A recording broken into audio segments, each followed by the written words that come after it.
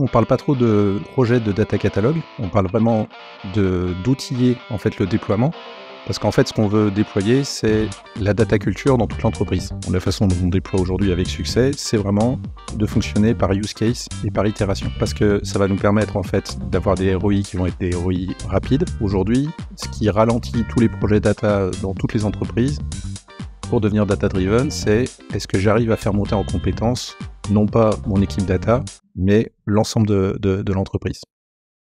Aujourd'hui, je reçois Sébastien qui est CEO et cofondateur de Data Galaxy, le data catalogue qui est utilisé par plus de 150 clients dans le monde, Total, SNCF, Swiss Life ou Bank of China aux US. Aujourd'hui, il va nous rappeler pourquoi c'est utile déjà un data catalogue, quelles sont les étapes clés pour le mettre en place et surtout, quelles sont les bonnes pratiques à avoir en tête. Hello Sébastien, ça va ? Salut, ça va super, merci de me recevoir. Bah écoute, je suis ravi de t'avoir sur le podcast pour cette petite masterclass sur la mise en place d'un data catalogue. Est-ce que tu peux nous raconter, peut-être dans un premier temps, comment tu t'es retrouvé, toi, CEO chez Data Galaxy ? Alors, CEO, en fait, parce que founder, et précédemment, en fait, j'ai exercé pendant une quinzaine d'années comme consultant, on va dire, en BI, au sens large, donc beaucoup dans la construction d'entrepôts. J'avais déjà participé à la création d'une première société de services, pour le coup, en 2007. Voilà, à travers les différentes expériences que j'ai vécues, notamment sur cette partie donc modélisation d'entrepôt, pas mal de douleurs en fait pour communiquer avec les parties métiers. J'étais un petit peu le traducteur entre les problématiques métiers et la modélisation qu'il fallait faire dans l'IT. Et puis à l'inverse, une fois que tu as fait ton tableau de bord, comment tu expliques ça correctement à tes interlocuteurs métiers. Et donc c'est un petit peu naturellement, en 2015, donc on a créé Data Galaxy avec Lazare, mon associé. Et on s'est retrouvés comme ça à essayer de proposer une solution qui résolve les problèmes qu'on avait rencontrés précédemment. 8 ans d'aventure sur cette partie-là pour l'instant. Excellent. Bah, félicitations, hein, grosse success story française, c'est cool. Avant qu'on rentre un peu dans le détail, tu peux nous rappeler ce qu'est un data catalogue ? Oui, alors pour l'expliquer de façon très simple, en fait, mettre en place un outil de data catalogue, c'est mettre en place de la documentation pour ces données. Donc ça peut paraître un peu péjoratif de parler de documentation, ça fait un peu archaïque. Et tout l'enjeu, justement, c'est il faut qu'on le mette en place pour obtenir les bénéfices qu'on attend de n'importe quelle documentation. Donc ça peut être pour limiter les temps d'onboarding de nouveaux collaborateurs, ça peut être pour limiter, nous, ce qu'on appelait les phases d'archéologie, pour comprendre en fait ce qui a été fait et du coup limiter les coûts de maintenance. Et voilà, tout ce qui peut être associé comme ça au partage de l'information, donc vraiment dans des soucis aussi de productivité pour l'entreprise. Et donc ce qui est important avec ces notions de documentation, en fait, c'est aussi les enjeux qu'il y a derrière. Qu'est-ce qu'il faut faire pour que la documentation soit réussie? Et aujourd'hui, j'en vois moi principalement 2.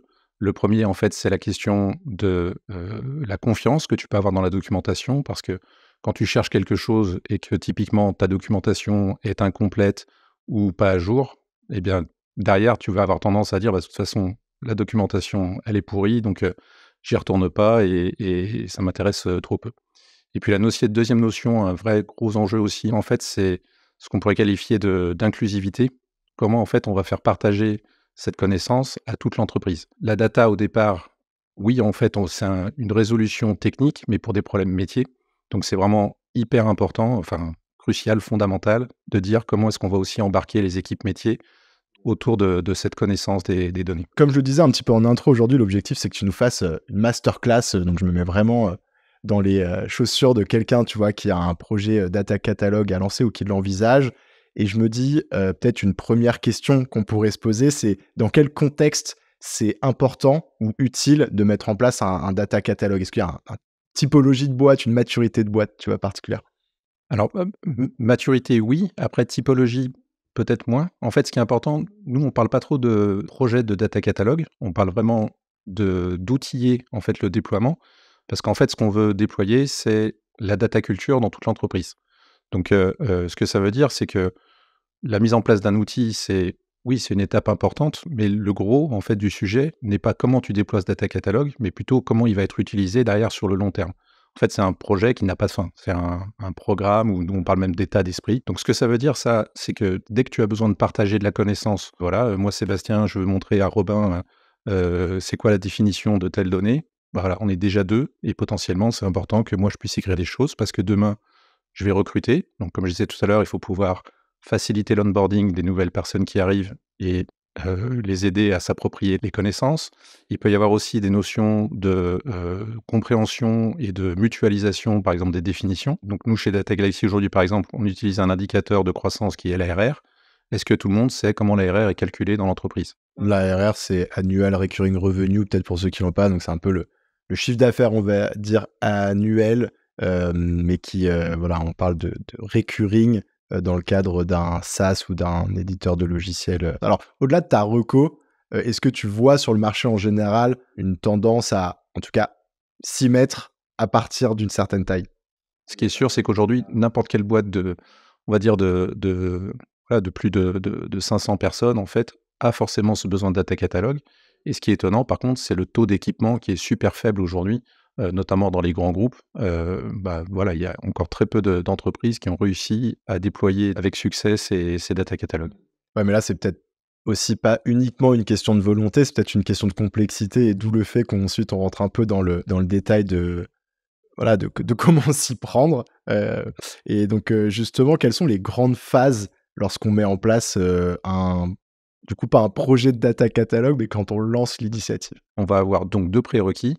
Le premier, c'est est-ce qu'on a ce sponsorship de la direction? Puisque ça nécessite quand même un investissement et principalement, en fait, un investissement en ressources humaines. Bah, le coût de data catalogue aujourd'hui, de base, tu pourrais prendre un fichier Excel et démarrer ta documentation sur les données. Mais cette notion de ressources humaines va être importante, d'autant plus qu'elle va faire, intervenir aussi bien des personnes du métier, voilà, pour avoir les définitions, et bien sûr aussi les équipes techniques vont être partie prenante de ça. Donc ça, c'est vraiment les prérequis pour être prêt à se lancer et une fois qu'on a validé, cette partie-là, donc pour moi, la bonne méthode aujourd'hui et en tout cas la façon dont on déploie aujourd'hui avec succès, c'est vraiment de fonctionner par use case et par itération.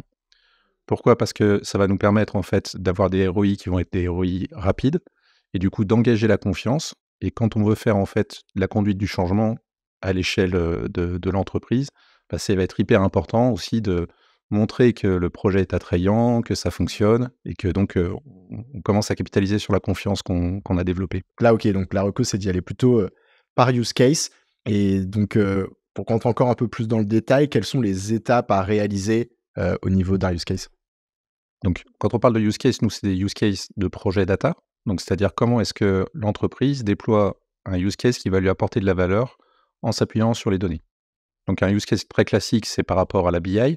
Voilà, je déploie un nouveau tableau de bord ou je souhaite déployer Analytics en général. Je souhaite déployer un nouvel algorithme pour, je sais pas, gagner des coûts sur la partie transport, par exemple. Ce que ça veut dire, c'est qu'il y a toute une stack technique qui va être mise en œuvre et donc le data catalogue est là pour documenter tout ce qui va être fait dans ces différentes parties. Ce qui est intéressant de noter aussi, c'est que comme généralement on arrive très souvent quand les projets ont déjà été déployés, c'est très rare qu'on parte de la page blanche et donc il y a déjà un existant. Donc les différentes phases en fait qu'on va mettre en œuvre par rapport à chaque itération, c'est d'abord le fait de dire: on s'appuie sur ce qui existe» et typiquement, ce qui est à peu près documenté, c'est souvent les bases de données. Donc la première étape va consister à se connecter à ces bases de données, collecter, par exemple, la liste des tables, des colonnes, des vues, des fichiers si on est dans un data lake et les remonter dans ce qu'on appelle le dictionnaire. Donc le dictionnaire, en fait, c'est juste une base de connaissances centralisée de toutes les bases de données. Une fois qu'on a cette étape, donc là, on a déjà du concret, on va, automatiquement générer un glossaire. Le glossaire, en fait, c'est la définition de tous les objets métiers. Si je reprends l'exemple de l'ARR tout à l'heure, en fait, l'ARR a une seule définition, donc d'un point de vue objet métier, il est unique, mais par contre, il peut se retrouver à plusieurs endroits dans mon système d'information. Il peut se retrouver dans mon data warehouse, il peut se retrouver dans un système de reporting, il peut se retrouver à un autre endroit. Donc en fait, on voit là qu'on a 2 couches, le glossaire et le dictionnaire et en fait, on commence à construire ce qu'on appelle un graphe de connaissances avec des objets qui vont être liés entre eux. Sur cette partie glossaire, vient ensuite le travail de raffinage, donc de la part des utilisateurs métiers notamment, qui vont devoir affiner les définitions, dire est-ce qu'il s'agit d'une donnée sensible, c'est quoi le niveau de confidentialité, c'est quoi les méthodes de calcul, etc. Et en parallèle, en fait, on va continuer cette collecte des métadonnées au niveau technique, notamment au niveau des flux, donc ce que nous on appelle les traitements, et au niveau de ce qu'on appelle les usages, c'est-à-dire comment est-ce que la donnée est exploitée donc dans des reporting, dans des algorithmes, etc. Donc en fait, on voit vraiment ces 2 couches, la couche technique avec base de données, flux et puis à la fin reporting ou algo par exemple, et une couche plus conceptuelle, plus métier, avec la définition de tous les indicateurs. Et donc c'est ça qui nous crée un gros graphe de connaissances dans lesquels tous les utilisateurs peuvent chercher en fonction de leurs affinités, techniques ou métiers. Est-ce que tu as d'autres conseils à partager à des équipes data qui mettent en place un data catalogue? Alors, bah, pas forcément de conseils, mais en tout cas, faire attention aux écueils. J'en vois 2 principaux, on va dire. Le premier, c'est de dire, en fait, on se lance dans un projet de data catalogue, mais que du coup, ce data catalogue est uniquement à destination des équipes techniques. Donc ça, pour moi, c'est un gros écueil parce qu'en fait, on fait avancer, entre guillemets, la caste des experts data en connaissances et voilà, donc et le problème, c'est qu'en faisant ça, on construit aussi une tour d'ivoire. C'est-à-dire qu'on ne fait pas bénéficier tout le monde de qu'est-ce que peut être la documentation et la connaissance des données et donc en fait, on ne se lance pas dans tout ce qui va être, data literacy sur 90 des utilisateurs. Donc ça, vrai gros problème parce qu'aujourd'hui, ce qui ralentit tous les projets data dans toutes les entreprises pour devenir data driven, c'est est-ce que j'arrive à faire monter en compétences, non pas mon équipe data, mais l'ensemble de l'entreprise.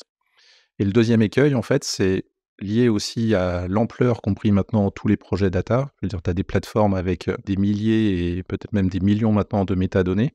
Donc, si en fait on se dit, OK, je veux tout documenter du premier coup, là en fait, gros effet tunnel, et donc on va passer à côté des bénéfices que je disais tout à l'heure de l'approche itérative. Ça veut dire que découragement et à la fin en fait, bah, ce sera probablement abandonné parce qu'on va dire, pas adapté et cetera. Donc vraiment dans la démarche, en fait, c'est les 2 gros écueils à éviter, ne pas inclure tout le monde et chercher à tout documenter, d'un seul coup et dire rendez-vous dans 18 mois, ça fonctionne plus maintenant. Et est-ce que tu peux nous schématiser un peu, les grandes fonctionnalités, qu'on retrouve dans un data catalogue en faisant le lien un petit peu avec les étapes que tu nous as présentées, avant? Oui, pour moi, en fait, il y a 3 grandes parties, en fait, qui vont regrouper plein de fonctionnalités différentes. La première, qui est peut-être, la plus technique, mais en fait, c'est tout ce qui est récolte, collecte de toutes les métadonnées à partir des objets techniques ou des conteneurs techniques qu'on peut avoir. Donc, comment est-ce qu'on va se connecter aux bases de données, aux data lake, aux ETL, aux transformations dbt, toutes ces informations, parser du code, se connecter aux outils de reporting. Donc toute cette partie, voilà, collecte des métadonnées, là, il y a un gros enjeu qui est l'automatisation. On se connecte, on récupère et on charge dans notre entrepôt de métadonnées, donc dans le référentiel. Donc là, pas de difficulté majeure. La deuxième partie, en fait, c'est comment est-ce que tu vas venir enrichir ces données? Parce que quand tu as collecté toutes ces métadonnées, ce sont des métadonnées techniques et donc il te manque tout l'aspect métier qui est pourtant le cœur de la valeur. Donc là, il y a un vrai sujet à 2 niveaux. D'abord, en fait, comment tu peux, aider à classifier les données. Donc là, évidemment, qui dit classification, on dit aussi IA. Même chose pour l'enrichissement, sur les descriptions et cetera. Donc, on va pas repartir sur tout ce qui est génératif, mais oui, aujourd'hui, il y a énormément de choses à faire sur comment est-ce qu'on peut améliorer ce graphe de connaissances, l'enrichir avec de nouvelles fonctionnalités. Il y a aussi un vrai enjeu de, comment est-ce que je peux inciter les gens à venir mettre des informations dans ce catalogue? Parce qu'aujourd'hui, les utilisateurs métiers, l'IA, même si elle fait 80 du travail, les 20 restants, en fait, c'est souvent sur le détail, sur la relecture et là, en fait, tu as besoin des experts métiers. C'est le travail d'affinage dont tu parlais. Exactement, ce travail de valider la description voilà, la description de l'ARR, en fait, ce sera souvent dans les détails. C'est-à-dire que tu demandes à ChatGPT, il va te dire, voilà, c'est le montant des souscriptions. Après dedans, est-ce que tu inclus les commissions de tes revendeurs? Est-ce que tu inclus des remises que tu peux faire? La spécificité métier, bien sûr, il y en a plein. Et en revanche, je pose 2 secondes sur ce sujet IA et on va pas creuser, mais effectivement, je m'étais pas forcément rendu compte qu'il y avait une couche d'IA aussi grosse. Tu dirais là, par exemple, sur les dernières années, le fait d'avoir inclus plus d'IA dans cette brique, ça fait gagner, quelle proportion de temps pour venir documenter, par exemple, le glossaire et catégoriser les données? Parce que bon, ça, des algos de classification, effectivement, c'est sûrement les plus connus, donc on voit tout de suite que ça peut vraiment avoir un impact fort. Ouais, en toute transparence, je dirais pas que ça fait gagner énormément en productivité, mais par contre, ça fait gagner énormément en attractivité. Toi, Robin, demain, je te dis, OK, il faut que tu ailles dans Data Galaxy pour mettre la description de l'ARR. Tu vas peut-être à t'embêter parce que du coup, tu dis, OK, mais du coup, il faut que j'aille chercher quelque part, genre, je vais faire des recherches sur Wikipédia, etc. Là, le fait de te dire, OK, je vais arriver là-dedans, bim, directement, j'ai une description qui va m'être présentée. Je sais que j'ai juste à valider. Donc, en fait, voilà, de façon inconsciente, en fait, je vais dire, OK, c'est moins difficile que ce que je pensais. Et donc, on va permettre aux gens de venir plus souvent et d'avoir moins peur de se lancer dans un Et documentaire. tu parles pas d'une page blanche. En fait, tu es plus dans la revue, dans la validation que dans le fait de devoir tout faire from scratch, quoi. OK, Exactement. OK. Donc je t'ai un peu coupé, tu allais parler, je crois, d'une dernière partie, une dernière fonctionnalité? Oui, alors sur la deuxième partie, en fait, qui est donc finalement la mise en place de la gouvernance que nous on appelle manage, comment est-ce qu'on gère cette connaissance des données. Il y a un autre point qui est important et qui nous tient à cœur aussi, comme je disais tout à l'heure, en fait, c'est comment tu vas inciter les gens à venir. Et donc notamment, comment est-ce que tu peux faire une documentation qui soit plus sympa qu'un fichier Excel. Donc aujourd'hui, nous, on a une solution qu'on appelle le Data Knowledge Studio. En fait, c'est comment tu peux mettre en place une documentation qui soit une documentation visuelle. Donc, ça veut dire que tu vas mieux comprendre ce que tu vas mettre en place. Par exemple, tu as défini un modèle en étoile ou One Big Table et tu dis, OK, bah, comment est-ce que j'ai représenté ça? Voilà, on va te proposer par exemple un diagramme qui va te représenter un modèle physique de données et donc tu sauras quelles sont les jointures que tu dois faire entre telle et telle donnée, et cetera, sous un format graphique bien plus sympa que, voilà, une page Wikipédia ou un tableur, Excel. Ah, c'est excellent. C'est de la data vise à destination finalement de la communauté, qui utilise la data. Pas que data, mais Exactement. Et donc le troisième point que tu évoquais effectivement, c'est après comment est-ce que tu vas partager, cette connaissance à tout le monde? Encore une fois, l'enjeu, c'est comment est-ce que tu peux pousser cette data littératie, donc cette connaissance des données au maximum de personnes, y compris aux néophytes de la data. Et donc là, en fait, le challenge, en fait, c'est de dire: «Comment est-ce que je peux éviter à ces personnes-là d'avoir à sortir de ce qu'ils font pour venir chercher de l'information, dans le data catalogue?» Donc ça passe par beaucoup d'intégration avec, les workplaces. Donc, nous, par exemple, on a développé une intégration avec, Slack et Teams pour que les personnes, sans avoir besoin de quitter leur environnement, puissent directement, poser une question sur un objet. Ou pareil, en fait, quand je regarde un tableau de bord, donc, maintenant évidemment tout passe par le web, donc on a une extension, pour les browsers qui permettent de dire: «OK, sans quitter mon tableau de bord et même juste en faisant un clic droit, je recherche ARR et ça va me donner sa définition, comment c'est calculé, et cetera». OK, excellent. Justement, peut-être on peut creuser un poil plus ce côté, utilisateur. Une fois que le catalogue est en place, qui sont les quelques utilisateurs? On a déjà mentionné quelques-uns côté métier et cetera et comment ils tirent de la valeur, du produit?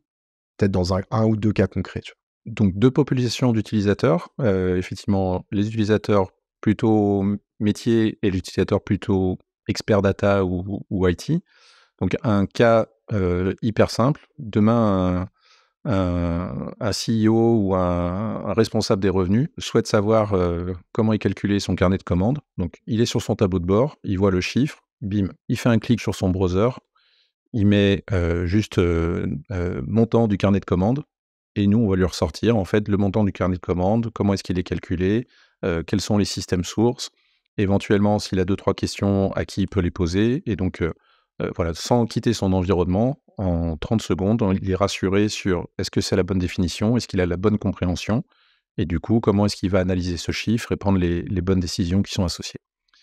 Sur la partie, technique, ce qu'on va, avoir comme cas très fréquent, c'est le fait de dire: «Tiens, j'ai un flux qui s'est planté. C'est quoi la chaîne, en fait? Pourquoi ce rapport n'est pas à jour?» Et donc j'analyse mon lineage.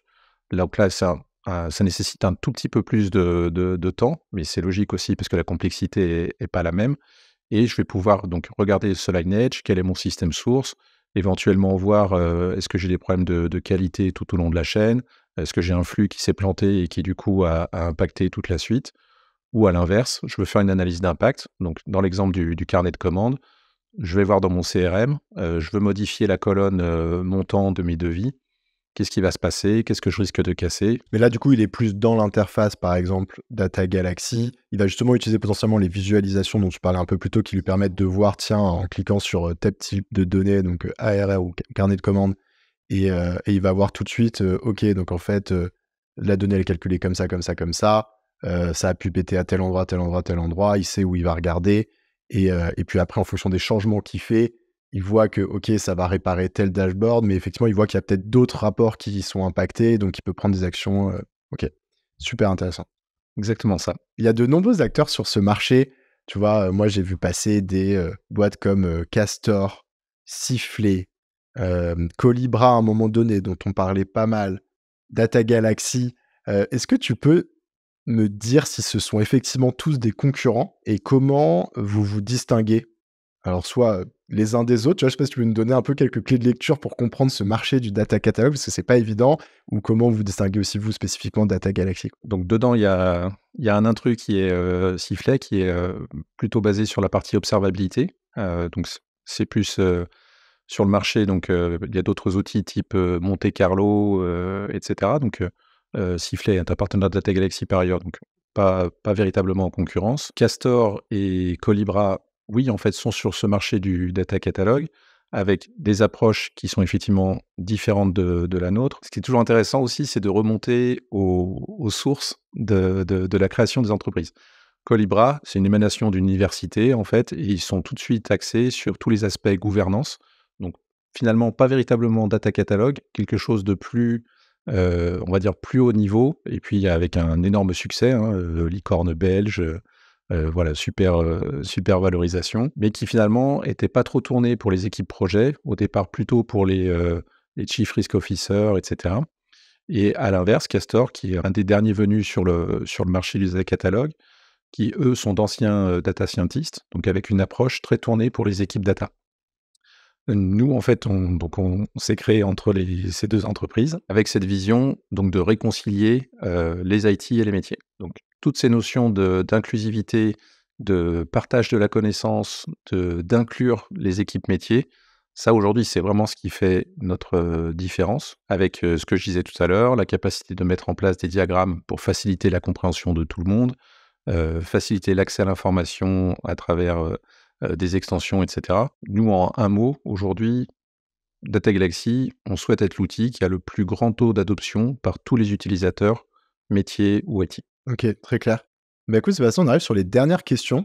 Est-ce que tu as une recommandation de contenu à partager à nos auditeurs? Moi, je suis pas très, à part ton podcast évidemment, mais je suis pas très, format digital. Je suis un peu vieille école. Alors j'aime bien sur LinkedIn, en fait, il y a notamment deux personnes que je suis qui sont, Brent Dykes, donc qui est quelqu'un qui écrit beaucoup sur tout ce qui est, storytelling et du coup aussi un petit peu data viz, et cetera. Qui a aussi écrit un bouquin d'ailleurs qui s'appelle Effective Data Storytelling que je recommande, et je suis aussi pas mal Chad Sanderson, par rapport à tout ce qui se fait aujourd'hui sur les data contracts, qui pour le coup, pour moi, sont très liés aussi à la partie metadata. Et sinon, par rapport à ma passion de la modélisation, en fait, je recommande aussi un bouquin qui s'appelle Data Model Storytelling, qui est pas très connu, qui est écrit par Larry Burns. Voilà, et après, plein de bouquins. Et hors data, pour la curiosité, en fait, je recommande toujours une chaîne YouTube qui s'appelle, Science étonnante. C'est David Louapre, c'est en français, c'est de la vulgarisation sur plein de sujets différents, l'espace, l'informatique quantique, enfin vraiment, hyper intéressant. OK, trop cool. Non, mais c'est vrai, en plus, on recommande pas si souvent que ça des profils à suivre, ceux que tu évoquais au début, donc intéressant. Je mettrai tout ça, bien sûr, en description. Peut-être j'en profite aussi pour rappeler, parce que le data contract, c'est un sujet, j'ai l'impression, qui quand même alors peut-être existe depuis longtemps, mais émerge particulièrement ces derniers temps. Peut-être aussi à le vent en poupe grâce à Chad Sanderson, pour ceux qui connaissent pas, qui est un Américain assez influent, entre guillemets, dans le monde de la data et qui parle beaucoup de ce sujet-là. Et on l'a déjà abordé quelques fois sur le podcast, notamment avec Christophe Bléfari. Je crois que c'est l'épisode, oui, 67. Donc voilà, où on parle un petit peu des data contracts, il nous donne son avis, il nous explique un peu l'état du marché sur ce sujet-là. Et on en a parlé un petit peu plus en profondeur avec VP, notamment, qui est assez mature sur ce sujet. Bon, après, chaque boîte va avoir son interprétation, mais voilà, qui nous explique un peu comment ils ont mis en place une approche data contract sur leur data platform, que j'ai trouvé passionnant.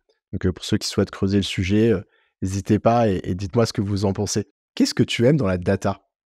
Tout, Alors, qu'est-ce que tu n'aimes pas dans la data? je pense qu'il y a rien que j'aime pas, en fait. Ce que je trouve, génial avec la data, c'est que, d'abord l'espace, en fait, est gigantesque. Voilà, ça donne une petite idée de l'infini, et en fait, c'est le côté où que tu regardes, tu peux creuser et creuser encore, et tu trouveras toujours, en fait, quelqu'un qui peut t'apprendre des choses, et cetera. Qu'est-ce qui t'a le plus fait progresser? Je pense que le fait d'avoir plein d'expériences différentes, donc pendant mes 15 années de consulting, en fait, peut-être ma mission la plus longue a duré 1 an ou 1 an et demi, et en fait, ça m'a permis vraiment d'avoir plein d'interlocuteurs différents sur plein de domaines différents. Donc finalement, le fait de rester curieux et de tomber à chaque fois sur des personnes qui étaient aussi relativement passionnées par rapport à leur métier et comment on pouvait résoudre ça par la data. Donc, je bossais sur des problématiques RH, logistique, production. Donc, voilà, un peu comme pour la data finalement, le fait de pouvoir toucher un petit peu à tout, découvrir à chaque fois des nouvelles missions, des nouveaux challenges, ça je pense c'est hyper formateur, voilà, sur un parcours. Et enfin, quel est le meilleur conseil qu'on t'ait donné? Alors j'ai pas spécialement de conseils en tête, mais ça m'est toujours resté en fait, quand on commence en BI, souvent on entend le motto qui est fait de dire, «Démarre petit mais pense grand». Et ça je trouve que c'est vraiment quelque chose qui s'applique, évidemment à la BI, mais en fait qui peut s'appliquer, bah, voilà, ça s'applique aussi au data catalogue, hein, ce qu'on disait, travailler par itération et même pour tout en fait, dans la vie, dans le travail.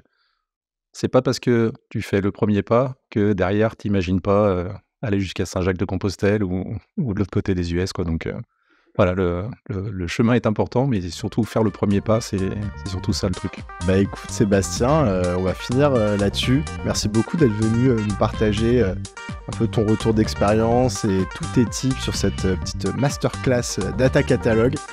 Merci à toi J'ai appris plein de choses et puis je te dis à bientôt. et bah, à très bientôt.